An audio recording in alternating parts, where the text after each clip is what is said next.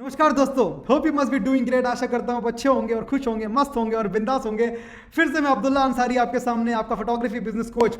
और इस powerful session में मैं बात करूंगा, should you share the data before outstanding dues. कई सारे फोटोग्राफर्स मेरे पास आते हैं और पूछते हैं कि अब्दुल्ला, क्लाइंट ने शूट करा लिया और क्लाइंट अब पेमेंट नहीं दे रहा है और क्लाइंट बोल रहा है डेटा शेयर करो, पहले हम आपका डेटा देखेंगे। तो हम क्या शेयर करें डेटा? अगर आपने भी ये चैलेंज फेस किया है, कमेंट बॉक्स में टाइप कीजिए TIM, मतलब दिस इज मी, अगर आपने फेस किया है। और मैं आपको बहुत सिंपल शब्दों में इसका जवाब दूंगा इस सेशन के अंदर, शॉर्ट रखूंगा, पॉइंट की बात करूंगा और आपको सॉल्यूशन दूंगा।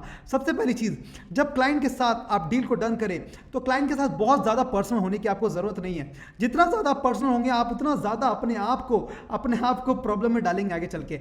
मैंने शुरू के 1.5 साल 2 साल जो बिजनेस किया था, बहुत पर्सनल हो गया किया क्लाइंट के साथ, बहुत ज्यादा पर्सनल। इतना था कि घर पे खाना पीना उठना बैठना हो गया। शूट अगर हुआ तो शूट पे मस्ती मजाक भी होने लगे, पर्सनल मजाक भी होने लगे, जिसकी वजह से मेरे प्रोफेशनल बिजनेस पे बहुत ज़्यादा फर्क पड़ गया।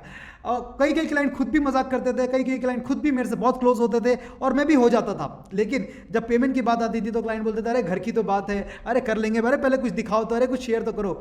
और फिर उनके घर में अगर किसी ने एक दो ने भी अगर किसी ने कुछ कमी निकाल दी काम में, तो फिर आपको वो पेमेंट के लिए बहुत ज़्यादा डिले करते थे और एंड तक आते आते तक क्लाइंट से टर्म भी खराब, डील भी खराब और पेमेंट भी आपकी स्टक हो जाती थी। मेरी स्टक हुई है ऐसे। अब ये मेक श्योर, मैं 100% श्योर हूँ कि आपके साथ भी इस तरीके से हुआ होगा, राइट। सो क्लाइंट के साथ आपको ना पर्सनल अप्रोच मेंटेन करना है, लेकिन प्रोफेशनल साथ में रखना है। उतना ही क्लाइंट से बात बनाइए जितनी ज़रूरत है, राइट। क्योंकि आपका बिजनेस में जो फंड्स हैं, जो रेवेन्यूज आने वाले हैं, वो ज़्यादा इंपॉर्टेंट है, क्योंकि उसी से आपका बिजनेस चलेगा।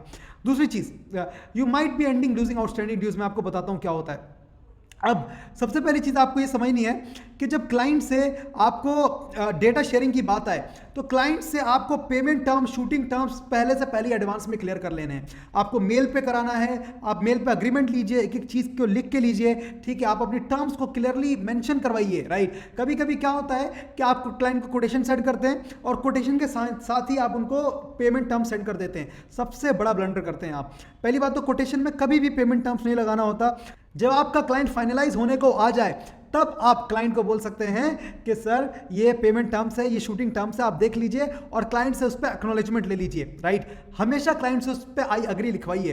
क्यों क्लाइंट आपको ये प्रॉब्लम क्रिएट करता है कि अभी आपको ड्यूज देंगे कि नहीं देंगे? बिकॉज सिंपल सीधी बात है कि आपकी terms, payment terms, shooting terms client को क्लियर नहीं है। आपने खुल के नहीं बताया है, आपने एक्नॉलेजमेंट नहीं लिया है, आपने उस पर क्लाइंट को अग्री नहीं करवाया है। और मैं आपको बता दूं, चलिए एक केस मानते हैं कि आपने क्लाइंट को, सपोज कीजिए कि पेमेंट टर्म्स पे अग्रीमेंट नहीं लिया, सपोज कीजिए। अब क्लाइंट आपको बोल रहा है कि डेटा शेयर कीजिए, आप हमको, आपकी क्या बात हुई है, क्या नहीं हुई है, आप देखिए। तो उस केस में आपको एक कॉमन पॉइंट पे आना पड़ेगा। कभी भी उस केस में क्लाइंट की पूरी बात को आपने नहीं मानना है। अगर सपोज कीजिए आपने अग्रीमेंट नहीं लिया है तो उस केस में आप बोलिए कि सर देखिए, जनरली हमारा 90% शूटिंग के बाद पेमेंट रहता है। अगर आप वेडिंग फोटोग्राफी बिजनेस में हैं या फिर किसी भी तरीके के बिजनेस में, आप देखिए, आप इतना मत कीजिए, इतना कर दीजिए। अगर आपने उसको पेमेंट टर्म्स भेजी नहीं है तो, अगर आपने उसको पेमेंट टर्म्स भेज दी हैं और क्लाइंट ने देखा नहीं है और आपके पास सेंट में दिखा रहा है, सेंट बॉक्स में या व्हाट्सएप पे आपके पास स्क्रीनशॉट है और क्लाइंट तब प्रॉब्लम क्रिएट कर रहा है, तो उस केस में आपने सिर्फ एक चीज़ करनी है, किसी भी केस में आपको क्लाइंट को डेटा शेयर नहीं करना है। अब आप बोलेंगे अब्दुल्ला ये तो बहुत रूड हो जाएगा। मैं आपको बताता हूँ दोस्तों, मैं आपको बताता हूँ। सपोज कीजिए क्लाइंट से आपने डेटा शेयर कर दिया बिना पेमेंट लिए और क्लाइंट ने आपका काम देखा, उसको पसंद नहीं आया, ठीक है, तब भी वो आपको पेमेंट नहीं करेगा, ठीक है, और आपको रेफरेंस भी नहीं देगा, राइट। रेफरेंस भी नहीं देगा। कभी कभी फोटोग्राफर डर जाते हैं कि क्लाइंट खराब हो जाएगा, रेफरेंस नहीं देगा। ये पहला केस है। अगर आपने उसको डेटा शेयर नहीं किया और बोला कि सर डेटा शेयर कीजिए, मैं काम नहीं करा पाऊंगा, मुझे फ्रीलांसर्स को पे करना होता है, मुझे अपने शूटर्स को पे करना होता है, और क्लाइंट आपको पेमेंट दे देता है और फिर आप क्लाइंट के साथ डेटा शेयर करते हैं, और इन केस क्लाइंट आपकी काम में खामियां निकालता है या बताता है कि चीज़ सही नहीं है, तो इस केस में भले ही आपको वो रेफरेंस नहीं देगा, लेकिन आपके पास आपकी पेमेंट सही सलामत आ चुकी है। इसलिए बोलते हैं कि अगर आपने क्लाइंट को पेमेंट टर्म्स भेजा है, सारी चीज़ें भेजी हुई हैं, तो उससे आप पहले पेमेंट लीजिए, फिर उसको डेटा दीजिए। मैं कभी भी पहली चीज़ तो यह है कि मेरे ऑर्गेनाइजेशन में, मेरी कंपनी ग्रे वाइट स्टूडियोज़ में हमेशा डेटा नहीं जाता जब तक कि क्लाइंट से पेमेंट नहीं आती, राइट। जब क्लाइंट पेमेंट क्लियर करता है, जब उसका अकाउंट हमारे यहाँ ग्रीन होता है, तभी हम उसको डेटा शेयर करते हैं, वरना नहीं करते हैं। मैंने बहुत चोटें खाई हैं, बहुत बहुत झेला हूँ, तब जाके इतना कॉन्फिडेंस से मैं आपके सामने बोल पा रहा हूँ।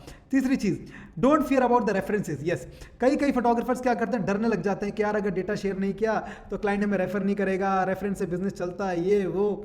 आपकी बात ठीक है, मैं गलत नहीं बोल रहा, लेकिन सपोज कीजिए आपने डेटा शेयर किया और क्लाइंट ने आपकी टर्म्स, आपने क्लाइंट को टर्म्स, पेमेंट टर्म्स मेल किया और क्लाइंट ने देखा नहीं, इसमें आपकी गलती नहीं है। और मैं आपको बता रहा हूँ दोस्तों, आप जब क्लाइंट से पेमेंट नहीं लेते हैं और डेटा दे देते हैं तो क्लाइंट आपका ज़्यादा एक्सप्लॉयटेशन में आ सकता है। मैं आपको बता रहा हूँ, मैं नहीं बोल रहा हर क्लाइंट ऐसा होता है, लेकिन क्लाइंट का दिमाग चलने लग जाता है कि अरे यार इसने इतनी कमियां निकाली है, मैं इसकी पेमेंट अभी इतनी होल्ड करूँगा, इतनी बाद में दूंगा। इस तरीके से थॉट प्रोसेस आता है। घर वालों में से किसी ने बोल दिया कुछ, कह रहे इनकी पेमेंट आप इतनी मत करो, इतनी रोको, तो आपकी पेमेंट अटक जाएगी।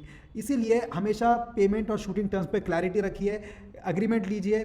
अगर अग्रीमेंट नहीं लिया और आपने पेमेंट टर्म्स सेंड कर रखा है उनको मेल पे 2-3 बार और उन्होंने नहीं देखा है, तो भी आप उनको बोल सकते हैं कि सर पहले पेमेंट टर्म्स आप क्लियर कीजिए, पेमेंट क्लियर कीजिए। लेकिन अगर आपने कुछ भेजा ही नहीं है उनको, तो आपको एक कॉमन पॉइंट पे बात करनी पड़ेगी, कॉमन एग्रीमेंट पे आना पड़ेगा कि कितना % वो देंगे और कितना % आप एक्सेप्ट करेंगे, right. So this is it. और इसी के साथ आपके साथ 3 चीज़ें शेयर करूंगा। सबसे पहली चीज़, अगर आपने हमारी वर्कशॉप मास्टर क्लास को अभी तक अटेंड नहीं किया है, जो कि होती रहती है, तो लिंक में उसका डिस्क्रिप्शन में चेक कीजिए कब हो रहा है, डिस्क्रिप्शन में लिंक होगा, देखिए कब हो रही है, रजिस्टर कीजिए।